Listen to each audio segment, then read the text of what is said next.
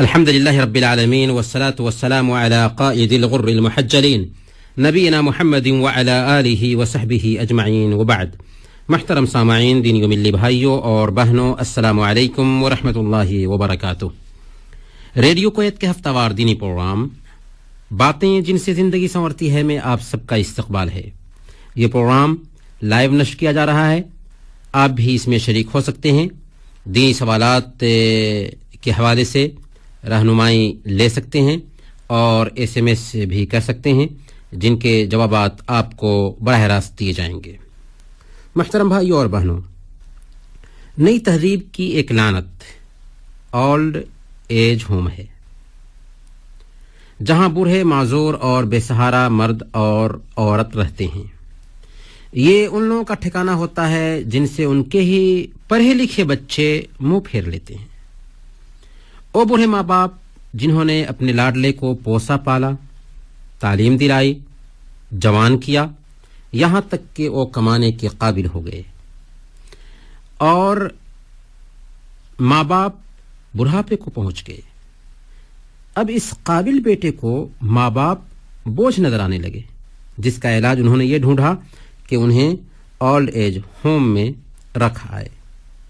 بوڑھوں اور بےسہارا لوگوں کے تعلق سے ہماری شریعت کیا کہتی ہے، آج ہم اسی حوالے سے بات کریں گے۔ اللہ کے رسول صلی اللہ علیہ وسلم نے بوڑھوں کے ساتھ، کمزوروں کے ساتھ، ضعیفوں کے ساتھ بہت ہی اچھا سلوک کرنے کا حکم دیا۔ چنانچہ سنن ابی داؤد کی ایک حدیث کے مطابق اللہ کے نبی صلی اللہ علیہ وسلم نے ارشاد فرمایا، ان من اجلال اللہ اکرام ذی الشیبۃ المسلم۔ اللہ تعالیٰ کی عظمت اور بڑائی کا تقاضا یہ ہے کہ بوڑھے مسلمان کا اکرام کیا جائے۔ محترم بھائیوں اور بہنوں، کون ہے جو برکت نہ چاہتا ہو؟ آج تو بہت سے لوگوں کی شکایت ہوتی ہے کہ ہمارے مال میں، ہمارے گھر میں برکت نہیں ہوتی۔ کیا کریں؟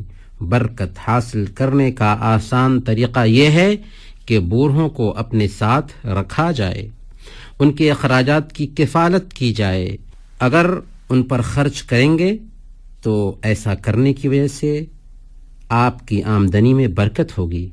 امام حاکم اور ابن حبان نے ایک روایت نقل کیا ہے، اللہ کے نبی صلی اللہ علیہ وسلم نے ارشاد فرمایا کہ البرکۃ مع اکابرکم، بڑوں کا خیال کرنے میں برکت ہے۔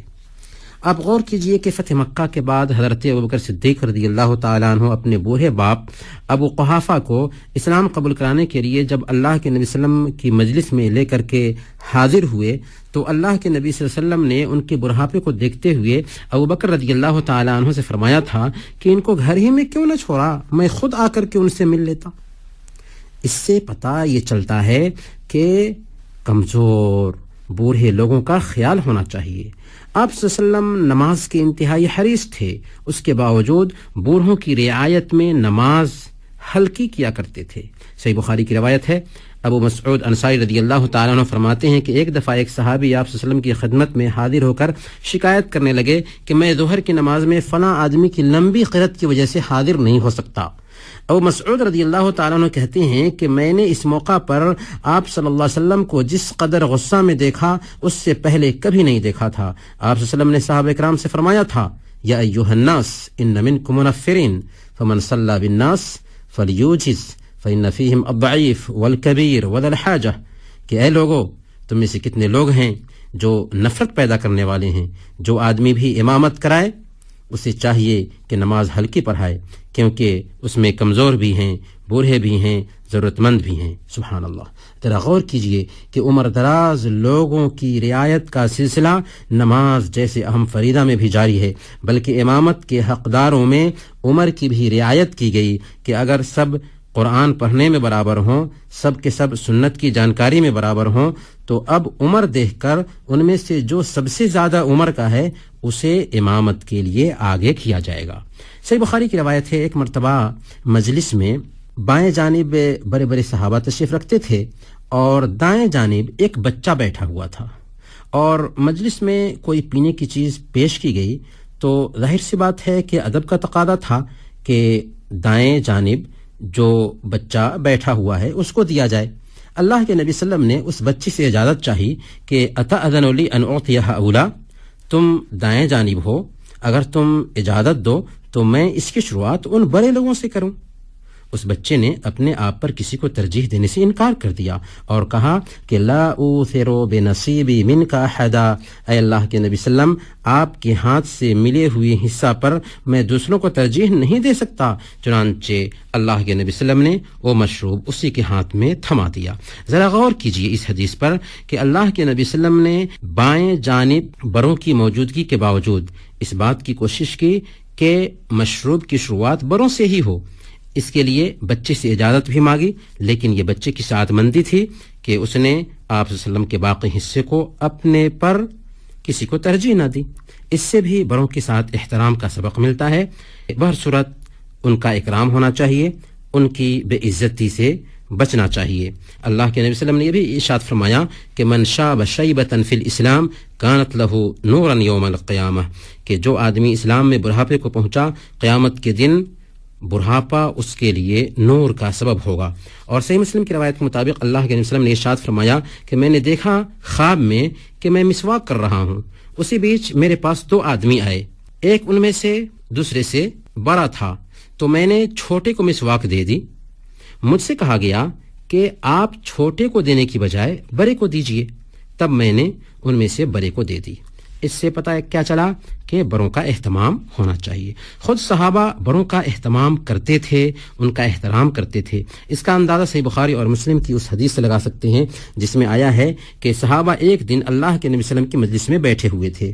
اسی بیچ اللہ کے رسول صلی اللہ علیہ وسلم نے صحابہ سے خطاب کرتے ہوئے ایک تعلیم کا انداز اپنایا اور کہا، درختوں میں سے ایک درخت ایسا ہے جس کے پتے نہیں گرتے اور وہ مسلمان کی مثال ہے، مجھے بتاؤ وہ کون سا درخت ہے۔ حدیث کے راوی حضرت عبداللہ بن عمر رضی اللہ تعالی عنہما کہتے ہیں کہ لوگ بستیوں کے درختوں کے بارے میں سوچنے لگے، لیکن میرے خیال میں آیا کہ یہ درخت کھجور کا درخت ہے، لیکن میں شرما گیا کہ بڑے بڑے صحابہ مجلس میں تشریف رکھتے تھے۔ پھر صحابہ کہنے لگے کہ اے اللہ کے رسول صلی اللہ علیہ وسلم، آپ ہمیں بتا دیجئے کہ آخر یہ کون سا درخت ہے۔ نبی کریم صلی اللہ علیہ وسلم نے فرمایا کہ یہ کھجور کا درخت ہے۔ ابن عمر رضی اللہ تعالی عنہما کہتے ہیں کہ جب میں بعد میں اپنے باپ عمر سے ملا تو ان سے بیان کیا کہ میرے دل میں کھجور کا درخت آیا تھا، لیکن میں صحابہ کا خیال کر کے خاموش رہا۔ عمر رضی اللہ تعالی عنہ نے اپنے بیٹے کی یہ بات سن کر کے فرمایا، لَأَن تَكُونَ قُلْتَ ہی النخلہ احب الی من کذا وکذا، کہ اگر تو اس وقت کہہ دیتا کہ یہ کھجور ہے تو میرے لیے ایسی قیمتی سرمایہ سے بھی زیادہ محبوب ہوتا۔ ظاہر سی بات ہے، بیٹا ایک مجلس میں جواب دے دے تو باپ کے لیے فخر کی بات ہوتی ہی ہے، لیکن یہاں پر آپ اندازہ لگائیں کہ بڑوں کا احترام کس حد تک صحابہ کے ذہن میں تھا کہ یہ ان کا احترام ملحوظ رکھتے ہوئے گفتگو نہیں کرتے ہیں۔ اب سوال یہ پیدا ہوتا ہے کہ بڑوں کے ہم پر حق کیا ہیں؟ تو اس سلسلے میں پہلے نمبر پر بڑوں کا حق یہ ہے، بزرگوں کا حق یہ ہے کہ ان کی تعلیم کی جائے۔ لیس منا من لم یوقر الکبیر ویرحم الصغیر، جو بڑوں کا احترام نہ کرے اور چھوٹوں پر رحم نہ کرے وہ ہم میں سے نہیں ہے۔ یعنی ایک مسلمان میں جو خوبیاں ہونی چاہیے ان میں سے ایک خوبی یہ بھی ہے کہ بڑوں کا احترام کیا جائے اور چھوٹوں کے ساتھ میں شفقت کا معاملہ کیا جائے۔ دوسرے نمبر پر سن رسیدہ لوگوں کے ساتھ میں، بزرگوں کے ساتھ میں ملاقات کرتے ہیں، ان سے ملتے ہیں تو پہلے نمبر پر انہیں سلام کریں۔ اللہ کے نبی صلی اللہ علیہ وسلم کی حدیث ہے کہ یسلم الصغیر علی الکبیر، کہ بڑوں کو سلام کرے چھوٹے لوگ۔ کتنے بڑوں کو بچوں سے شکایت ہوتی ہے کہ بچے انہیں سلام نہیں کرتے۔ فطری بات ہے کہ بڑوں کی عزت اس بات کا متقاضی ہوتی ہے کہ ان کو سلام کیا جائے۔ یہ الگ بات ہے کہ اللہ کے نبی صلی اللہ علیہ وسلم بچوں سے ملتے تھے تو انہیں سلام کرتے تھے، البتہ جب بزرگ سے بچے ملے تو بچوں کی ذمہ داری بنتی ہے کہ ان کے احترام کے پیش نظر ان کو سلام کریں۔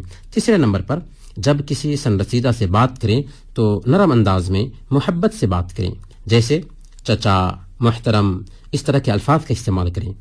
امامہ بن سہل رضی اللہ تعالیٰ عنہ کہتے ہیں کہ ہم نے عمر بن عبدالعزیز کے ساتھ ظہر کی نماز ادا کی، پھر نکلے تو انس رضی اللہ تعالیٰ عنہ کے پاس آئے۔ میں نے دیکھا کہ وہ عصر کی نماز ادا کر رہے ہیں تو ہم نے کہا، چچا جان یہ کون سی نماز ہے؟ تو انہوں نے کہا کہ یہ عصر کی نماز تھی۔ کہنے کا مطلب یہ ہے کہ انہوں نے ان کے لیے یا یا چچا جان کے الفاظ استعمال کیے جو احترام کا جملہ ہے۔ چوتھے نمبر پر گفتگو میں ان کو آگے رکھا جائے، مجلس میں بزرگوں کو آگے رکھا جائے، کھانے پینے میں بزرگوں کو آگے رکھا جائے، داخل ہونے میں ان کو آگے کیا جائے. یہ بڑوں کے حقوق ہیں جن کی ہمیں پابندی کرنی چاہیے.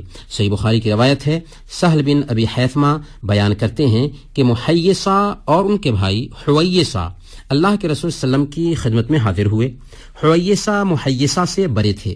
محیصہ نے اللہ کے نبی صلی اللہ علیہ وسلم سے بات کرنی چاہی تو اللہ کے نبی صلی اللہ علیہ وسلم نے محیصہ سے فرمایا کبر کبر، یعنی آپ کہنا چاہتے تھے کہ جو عمر میں بڑا ہے وہ بات شروع کرے. چنانچہ پہلے حویصہ نے بات کی جو بڑے تھے، پھر محیصہ نے بات کی جو چھوٹے تھے. خطیب بغدادی نے اپنی کتاب الجامع میں یہ واقعہ نقل کیا ہے مالک بن مغول کا. وہ کہتے ہیں کہ میں طلحہ بن مصرف کے ساتھ چل رہا تھا، ایک تنگ راستے سے ہمارا گزر ہوا تو وہ ہم سے آگے بڑھ گئے. پھر انہوں نے مجھ سے فرمایا لو كنت اعلم انك اکبر منی بیوم ما تقدمتک، اگر میں جانتا کہ تم مجھ سے عمر میں صرف ایک دن بھی بڑے ہو تو میں تم سے آگے نہیں بڑھتا. یہ ہے ادب.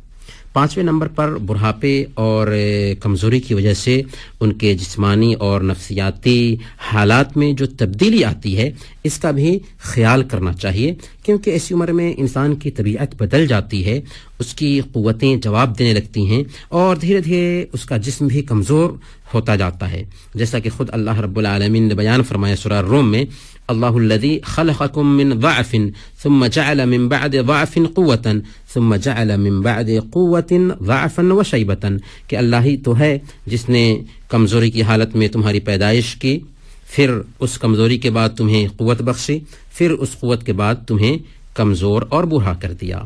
اور ہر انسان کو اس دور سے گزرنا ہے، اس لیے بوڑھوں سے اکتاہٹ محسوس نہ کریں، ان سے معاملہ کرتے وقت دل میں تنگی محسوس نہ کریں، بلکہ آپ کی کوشش ہونی چاہیے کہ ان کا خوب خیال رکھیں اور ان کے ساتھ اچھا سے اچھا معاملہ کریں. خاص کر اگر ماں باپ یا ان میں سے کوئی ایک بڑھاپے کو پہنچ جائیں اور الٹی سیدھی باتیں کرنے لگیں، کیونکہ یہ عمر کا تقاضا ہے، تو اس عمر میں ان کا خاص خیال رکھا جائے. نرمی سے ان سے پیش آئیں، ان کی باتوں سے پریشان ہو کر اوف تک نہ کہیں.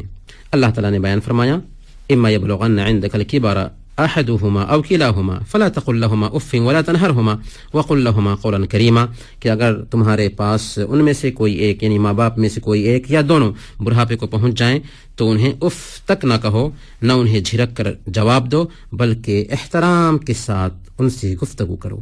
چھٹے نمبر پر جو آخری بات ہوگی، ان کے لیے نیک کے عمل کے ساتھ ساتھ لمبی عمر کی دعا کریں، کیونکہ بہتر انسان وہ ہوتا ہے جس کی عمر لمبی ہو اور اس کے عمل اچھے ہوں.